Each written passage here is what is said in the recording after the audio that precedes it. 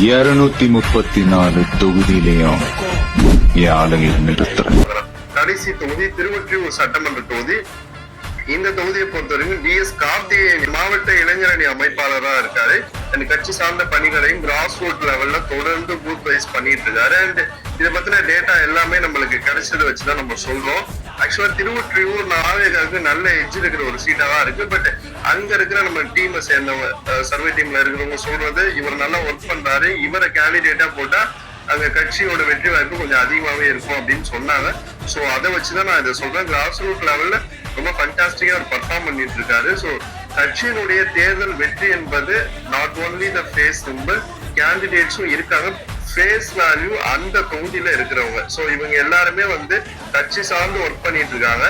So இவங்களுக்கான அங்கீகாரமா இந்த சீட்டுகள் வழங்கப்பட்டுச்சுன்னா நிச்சயமா வெற்றி இவங்களுக்கு கிடைக்கும். முற்றுகணிப்பு முடிவுகள் ரவுண்ட் 1 சர்வே ஃபர்ஸ்ட் பிடித்த தொகுதி திருவொற்றியூர். இங்க தாவேகா 51%, திமுக 31%, ஏடிஎம்கே 15%, அதர்ஸ் 3%. கான்பிடண்டா இருங்க, நல்லதே நடக்கும், வெற்றி நிச்சயம்.